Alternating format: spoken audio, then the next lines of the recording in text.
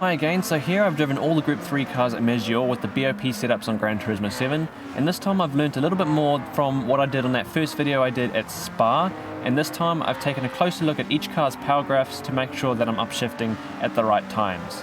Just before we get started with the video, if you're from New Zealand and you want to pick up some new sim racing equipment or gaming equipment, maybe accessories or more, it might be a steering wheel, a wheelbase, a motion rig setup or pedals, then be sure to head over to NZ Gaming. I'll leave their link in the description. All the equipment I'm going to be driving with in this video, including the wheel, the wheelbase and the pedals, have all been kindly supplied by NZ Gaming, so thanks guys. Be sure to check them out if you're from NZ. So I've come up with a list of the fastest cars, the most fuel efficient cars and the best overall cars here at Maggiore.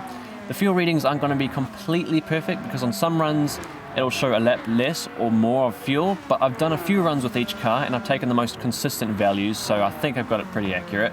And basically what I did is I set up a custom race with BOP setups on. I ran a fast and clean lap with each car around this track. I took the readings of the lap times and the fuel at the end of that lap, and I repeated it a good few times to make sure it was fairly accurate. Some extra things to note is that I use the hard tyres. I use fuel map number 1, and if you want to get a little bit more fuel efficiency out of the car, then you could either take up the fuel map or you could just upshift a little bit earlier so that you're not using the full rev range of the car, therefore using a little bit less fuel.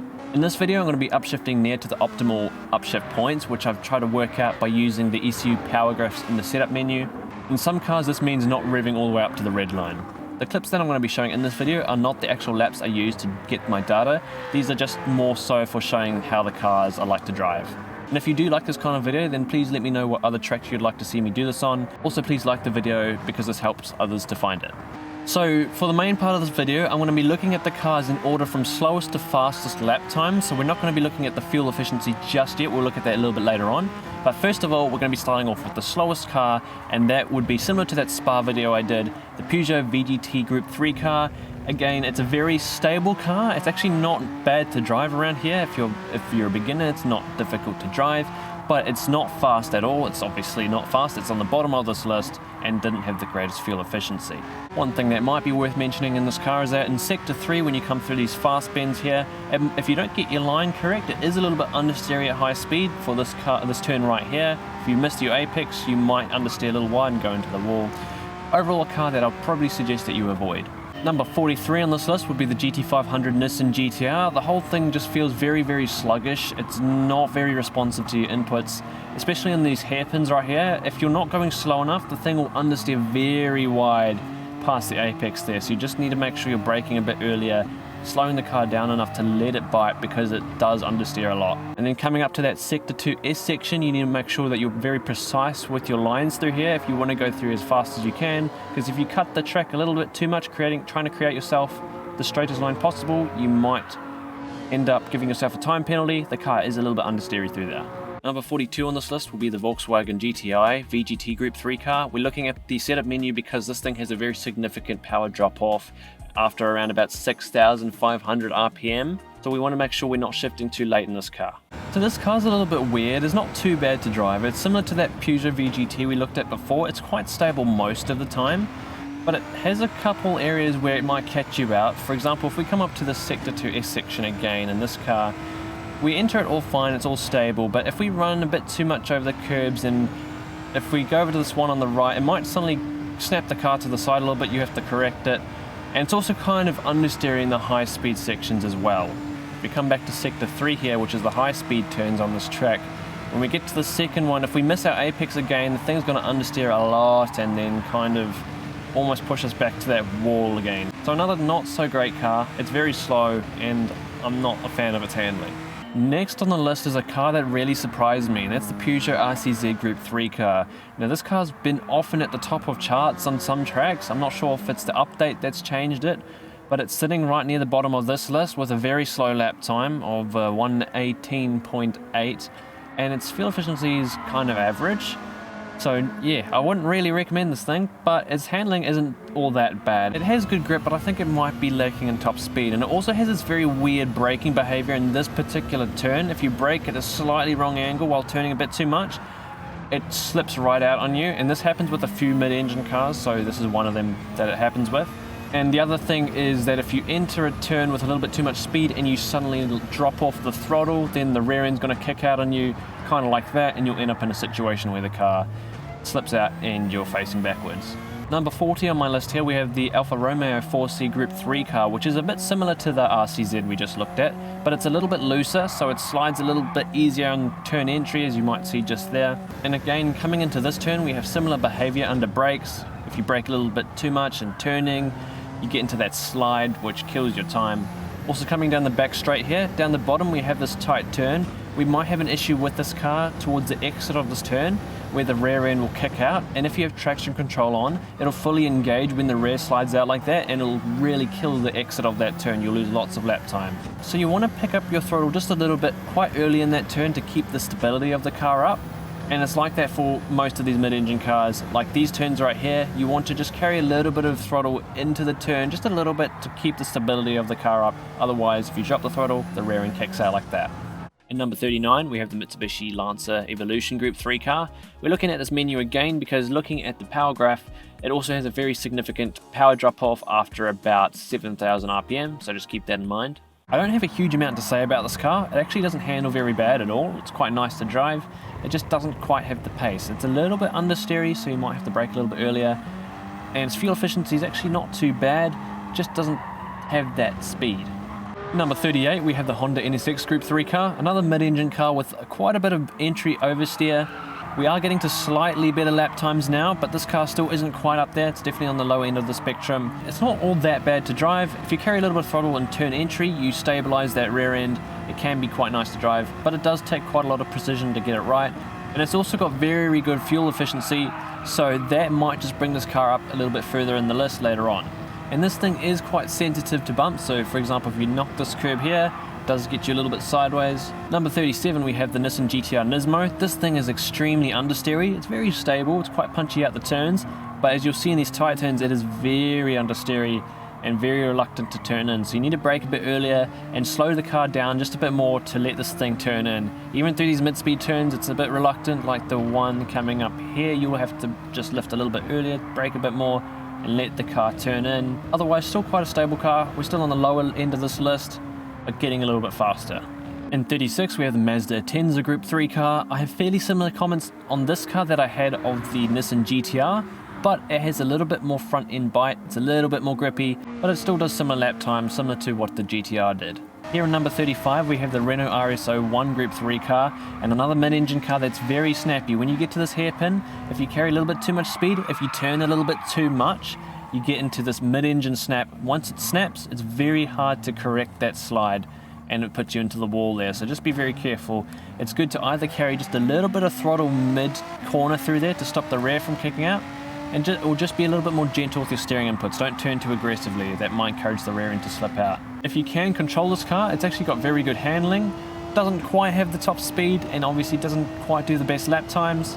And again, when you come down to this turn at the bottom of the hill here, it has a very high tendency to just snap on you if you're carrying too much speed in, or if you're turning too aggressively. So my suggestion there would again be to carry a little bit of throttle mid-corner around the apex to avoid the rear end flicking out, or just slow down a little bit more before attacking the apex of that turn. Number 34 here, we have the GT500 Toyota Supra. Not the best fuel efficiency, but we're getting a little bit faster again. Feels very nice to drive everywhere. It's a very tame driving experience, so very beginner friendly. Just doesn't quite have the pace. Handling is very nice through the turns, but it doesn't have infinite grip, so just make sure you're not braking too late and missing apexes like that corner just there. In 33rd, we have the GT300 Subaru BRZ Group 3 car, and it has a more interesting power graph because you get most of its power in the upper half of the rev range, but as you can see in the middle, the torque begins to drop off about 4,000 revs. So when you're pulling out of the tighter turns, you might want that extra torque, so shifting a little bit earlier might be better for you. We probably don't want to be shifting much later than 7,500 RPM in this car, which I believe is the red line. The BRZ is quite possibly the easiest Group 3 car to drive out of the lot. It's a bit more tame than that Supra was we looked at just before, but it doesn't seem all that punchy out of the turns. However, it does have really good fuel efficiency, so that will push this car further up on the list later on. In 32, we have the other Subaru, which is the WRX Group 3 car, and similar to a couple of cars we saw earlier, it also has a fairly significant power drop-off after around 7,500 revs. so don't shift too much after that. Now I know I said that other Subaru was probably the easiest car to drive, but this one's also quite close up there. It's a very nice tame driving experience, especially if you're a beginner. I think that's why a lot of people use this in online races. It's also very quick most of the time, but it did get nerfed a little bit, I believe, in that previous update. So it's not quite up there, and its fuel efficiency wasn't that great in my tests, but I think it's possibly a little bit better than what I've written down here. So in terms of fuel efficiency, it might deserve to be a little higher on the list later on, but not by much. 31st on the list here is the McLaren 650S GT3 car. Now in my opinion, this could quite possibly be the nicest and most stable handling mid-engine car out of all the Group 3s we have on this list. It's done a 158.0 here, and between this position, which is 31st, and the first position time that I have on this list, there's only 1 second in it. Most of these cars from here on all have a fairly good chance of performing well in races around this track, but it just isn't quite up there with those top ones, and that's why it's down here. A very nice handling car though overall. Now for the other McLaren, which is the McLaren F1 GTR Group 3 car. I really want to love this thing, but I just can't because of a reason I'll explain shortly. This thing has a bit of entry oversteer like the other mid-engine cars do, but controllable with your throttle, and it also has a nasty hairpin mid-engine snap, similar to what that Renault had earlier on, so that'll absolutely kill your lap if you're a little bit too aggressive into that hairpin. Just be a little bit more gentle with your steering inputs.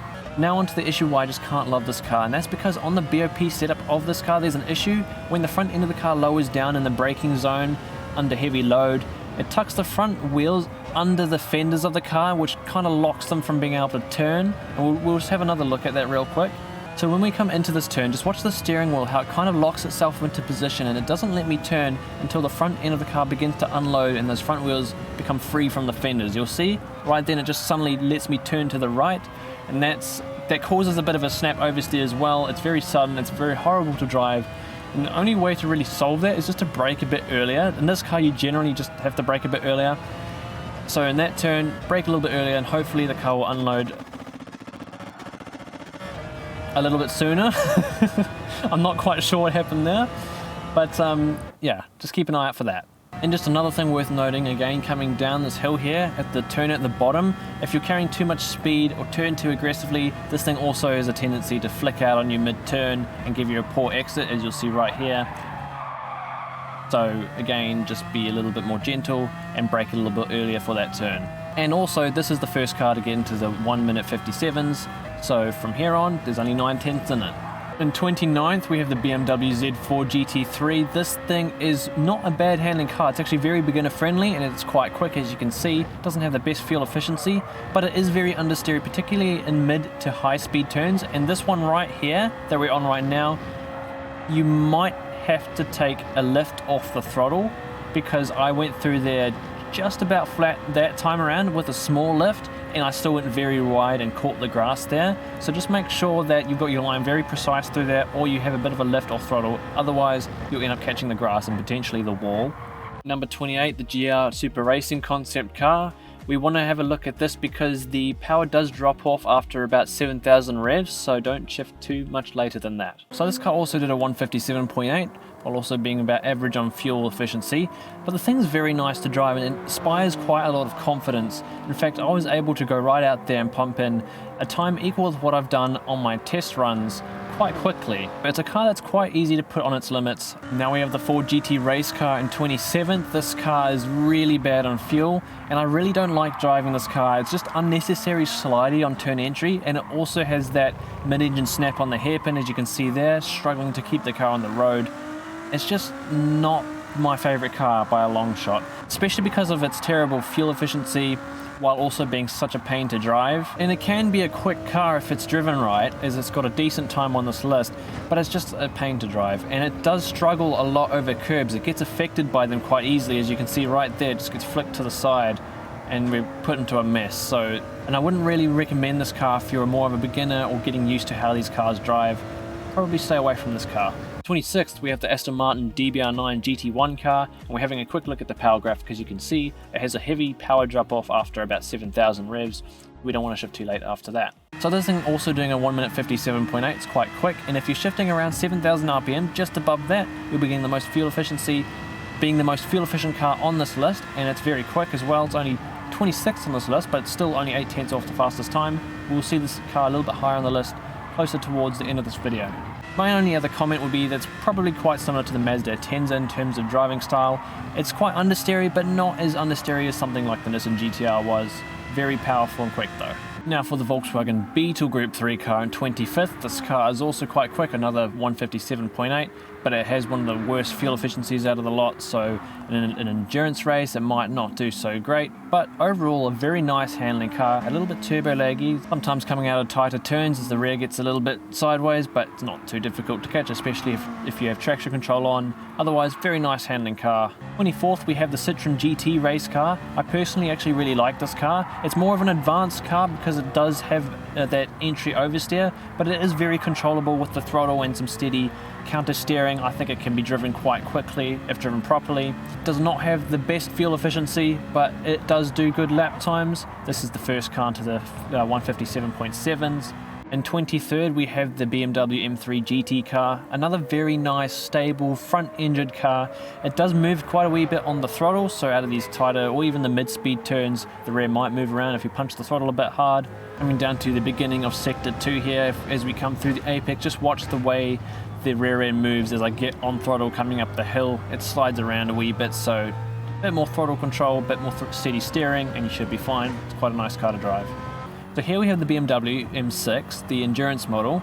I think the sprint model is almost identical to this one. They have very slightly different PP scores, but the handling, the behavior is all exactly the same. And this one here, I've gotten 22nd. It did another 157.7, but both of these M6s have the worst fuel efficiency. They are right at the bottom of the list, so that'll knock them further down later on in the video. And their handling, I'll describe them to be pretty much exactly the same as that M3 that I just talked about not too long ago. Up to number 21 with the same lap time of 157.7, we have the Hyundai Genesis Group 3 car. This car's actually got really nice fuel efficiency, it's quite up there, and also now in the top half of this list. Very nice car to drive. Its handling characteristics I would probably describe to be similar as of the BMWs that we just looked at, not too much different from that. Maybe it doesn't move on throttle as much, but it still has a bit of that on throttle movement. 20th position on this list, we have the Aston Martin V12 Vantage GT3 car. Again, looking at the power graph, because it has quite a severe power drop off after about 7,000 revs, so that's where we're going to be aiming to shift approximately at. This car, its handling, I'd probably compare to the previous couple cars we just looked at, like the Hyundai and the BMWs, but overall probably just a little bit more stable than both of those. This thing, very nice to drive, very quick, and it's also the second most fuel efficient car on this list, the most being the other Aston Martin that we looked at before. Now onto number 19, we have the other BMW M6, the Sprint model. This car, I don't have a huge amount to say about it, handles almost identically to the other BMW M6. I just happened to get about an extra tenth out of this one than what I did with the other car. Now number 18, the Ford GT LM Spec 2 test car, the black one. This is also doing a 117.6. It does not have very good fuel efficiency, and between this car and the race car spec version of this car, this one handles a bit more loosely and generally seems a little bit slower than the other one. The other one's a bit more stable but has similar fuel efficiency. With this car being mid-engine, again into this particular braking zone, you might get a little bit sideways under braking, just be aware of that. And again, coming down this hill into the turn up ahead, we might also have the issue with the rear end flicking out on us if we're a bit too aggressive with our turning inputs like that. The rear end flicked out on us on exit, killing our exit speed, so just be aware of that. Number 17, we have the Lexus RCF GT3, the prototype version. The non-prototype one seems to be a little bit quicker than this one. They do seem to be slightly different. The gear ratio is a little bit different. I think their power graph's a little bit different. This thing handles fairly similar to what those BMW M6s did though. This thing just had a little bit more front end grip. It moves quite a lot on the throttle though. It's very punchy. In 16th, the Dodge Viper also has a pretty severe power drop-off after about 6,500 revs, so we want to be shifting up just before that drop-off comes. For a front-engine car, the Dodge Viper is actually quite loose on turn entry, which can be quite nice. It handles a little bit more like a mid-engine car, but not to the extent where it's trying to snap on every turn. I think it gives a nice amount of turn entry grip, and also on exit doesn't exactly understeer like a mid-engine car might, but might not rotate as much as something like a BMW M6 on throttle. I think it's quite a nice car to drive. It's not the most beginner-friendly car because of that extra rotation on turn entry. It also has one of the worst fuel efficiencies of this entire list, so for that, I probably wouldn't recommend it for a longer race, but quite a fun car to drive. And coming through this S section in sector 2, it actually struggles a little bit in the high speed right here. It understeers quite a bit, so you might need to lift off the throttle to make that corner. Trying to go through there flat is a bit of a risk. Up to 15th place in this list, we have the Toyota FT1 VGT Group 3 car, another car with quite a power drop-off after about 9,500 RPM, so we want to be shifting about that point. Toyota FT1 Group 3 car is another very stable handling front engine car. I really like the way it drives. It's not too understeery, it's got decent initial turn entry grip, a little bit of understeer in the mid-turn and quite nice on turn exit. Overall, a very beginner friendly car. It's very quick and it's done in 117.5 with about average fuel usage, so quite good. So we're looking at number 14 here, which is the Jaguar F-Type Group 3 car. From the Toyota that we just looked at up to P1, we only have a gap of 0.5 of a second. This thing I was hoping might be a little higher, but it's only 0.5 off the top time, so it's not that far off. The only thing that I think pulls this car a little bit further down the list is that it is quite understeery, particularly mid-corner, turn entry. It is quite understeery, but is quite good out of the turns. On the high-speed turn out of the S's in Sector 2, that one that we just looked at right there, you might have to do a bit of a lift. I don't think it can quite get through there flat comfortably. You should be able to do it, but you have to have a very precise line. Now here in number 13 we have the Mercedes SLS AMG GT3 car. I would have fairly similar comments to make on this one that I did with the Toyota FT1 we talked about a couple positions ago. This thing does almost everything you want it to do when you want it to. Just a little bit of mid-corner understeer, but nothing too severe. That's why it's so high on this list. Number 12, here we have the Ferrari 458 GT3 car. Similar to a lot of the other mid-engine cars I've talked about here today, this thing has quite a lot of turn-in, entry, oversteer, so be aware if you drop the throttle, it's likely going to kick out on you. So to control that, it's good to just hold a little bit of throttle input around mid-turn, get on the throttle just a little bit early to avoid the rear end slipping out of you, because if you just drop it, the rear is just going to pull around just like that, and it's going to ruin your lap. So this car I would likely recommend to advanced drivers. Number 11, we have the Audi R8 LMS, the 2015-2016 car, not the newer Evo car. They both handle fairly similar though, and this is definitely for more advanced drivers. It definitely requires more of a particular driving style. Very floaty on entrance, got that heavy turn-in oversteer which you need to control with throttle and your counter steering at the same time. And it is quite understeery coming out of these turns like this one right there. You've got to be patient because if you accelerate too early you could pull off into the grass there. And it also suffers quite a bit over these curbs, as you'll see right here. We're getting all over the curb. And just a couple seconds later, this one here, I think, we catch the grass and it just slips right out on us, putting us off the track and ruining our lap. So, difficult car to drive. But really quick though, also not very fuel efficient. Number 10, the Ford GT LM Spec 2 race car, so the white version, not the black one. This one is a lot more stable than the other one was, and I also found it to be a little bit faster. So if you take that test car and just make it a bit more stable, that's kind of what this car is. It doesn't have any heavy entry snap oversteer, which I quite like. It still turns in very well, and a little bit of understeer on the turn exit. Overall, very nice car to drive, and also very quick. Number 9, the Lamborghini Huracan GT3. I have very similar things to say about this car that I did with the Audi R8 LMS. They actually handle almost identically. This thing also has some nasty mid-engine snap on that hairpin, so again, a little bit of throttle input mid-turn, or just be very gentle with your steering inputs through there. And it's got that mid sort of corner, that entry float to it, so for advanced drivers I'd recommend. Beginners might struggle with this car a wee bit. And again, coming down to this turn at the bottom of the hill here, you're going to have a similar issue. If you're too aggressive, the rear end's going to snap out on you, and by the time you get to the exit, the traction control is going to be engaging, or if not, you're going to probably spin out. It's going to be nasty and kill your lap time. Number 8, we have the Lexus RCF GT3, the non-prototype version of the car. This one, it feels fairly similar to the other RCF, maybe a little bit more grippy overall, but you can tell by the lap time. Otherwise, its characteristics are fairly similar. It's quite punchy out of the turns and is quite understeery in the mid-turn, but overall, really quick car and decent enough fuel efficiency. Number 7, the Genesis X Group 3 car. This thing is kind of similar to both the Lexus and the BMW M6s. However, it's just a little bit more stable overall. It's got really good high-speed stability and grip. It's also not as understeery as something like the M6 through the tighter turns.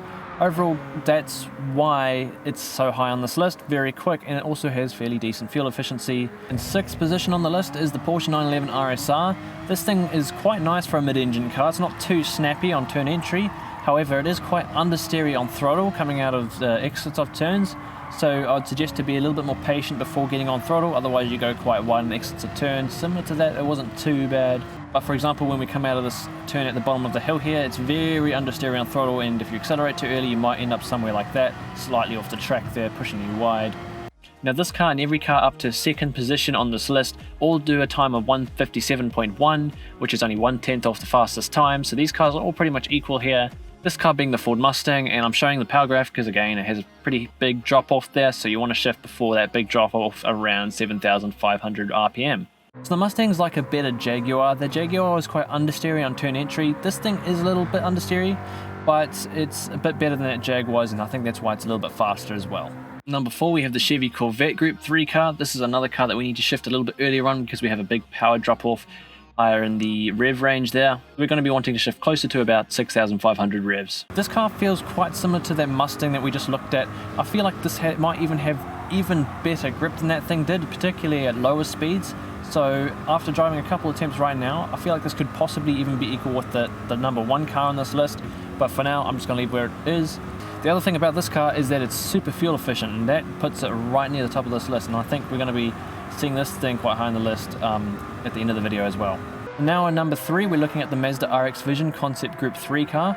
I personally really love the balance of this car. It has a slight turn and oversteer similar to the Dodge Viper, but not too excessive, enough to just get the car to turn in, and then I can do the rest with the steering wheel on the throttle.